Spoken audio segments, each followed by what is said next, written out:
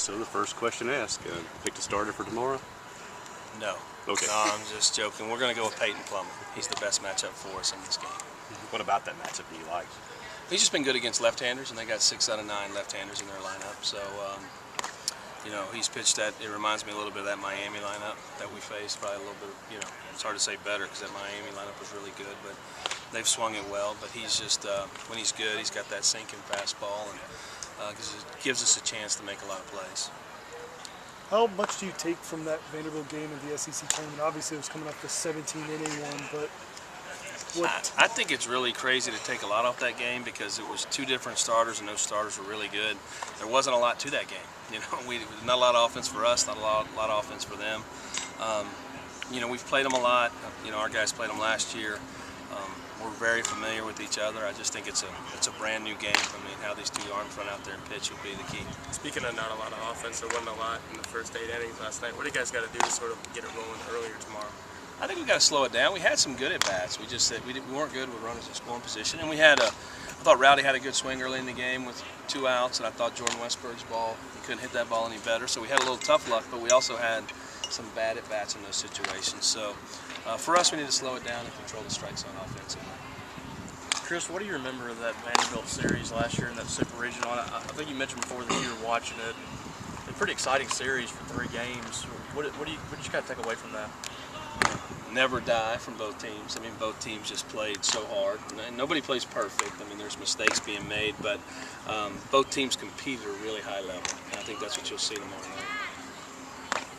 You mentioned the lineup kind of settling in and controlling the strike zone. Do you think the 9th inning going the way it did and the quality of at-bat kind of settled them into their usual approach? Well, I hope so. I mean, I hope that's the biggest piece. I mean, you know, if you learn anything, you know, some of the bigger at-bats, we all talk about Marshall's at-bat, but Tanner Allen gets that big walk. Josh Hatcher fights with 2 strikes and gets a chop ball, just putting the ball into play. And then we had some really good at-bats too. You know, Mac gets ahead 2-0 and gets a hit. Jake gets us his first pitch hit like he always does. But I'm hoping that momentum plays into the week and lets us relax now and play good baseball.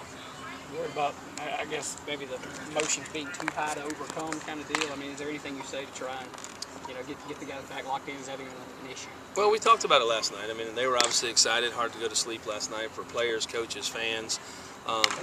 But, you know, we didn't come out here to win 1 game. You know, that's what that kind of message last night, that enjoy it, but you can't get too high and you can't get too low out here. And so hopefully we can get regrouped today, focus, have a good practice, rest our bodies, and be ready to go tomorrow. You mentioned trying to relax. I mean, is there some semblance of that, having 1 game under your belt? Oh, I think so. I think having that game, and you know, to win you got to play good, and it's nice to get a little bit of luck. And so I think the guys feel that a little bit, and getting a win in a tournament, that first game is huge. Kind of going off that, what does it do for your team to win a game in the fashion that they did? It's one thing to win, it's another thing to win the way you guys did. Yeah, it is, and it's the momentum, the everything, the excitement of our fan base, which is always fun.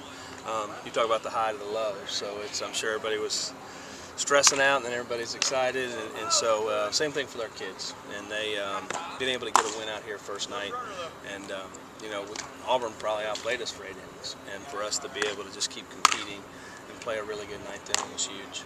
You all have done that most of the year. I mean, is there an understanding that, you know, 28 times you'll come back now to win games? I mean, is it almost not even bat an eye if you get down a little bit? They don't bat an eye, no.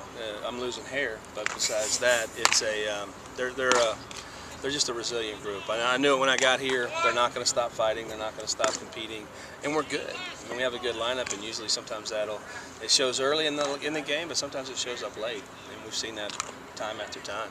Chris, last night after the game, Butch Auburn said that he thought Mississippi State and Vanderbilt were the 2 best teams coming into the tournament. How do you feel about that? You know, I do think we're one of the best teams. I think Vanderbilt's one of the best teams. But out here in Omaha, there's 8 great teams. I mean, we're looking up at Auburn and Edward Julian is so hot, and Stephen Williams, and you see a team on a magical run. You look at Florida State, you know, and then we know we played Arkansas, and so there's a lot of them out there. But I do think us and Vandy are very talented, and we've played well, and it's almost destined for the 2 of us to play.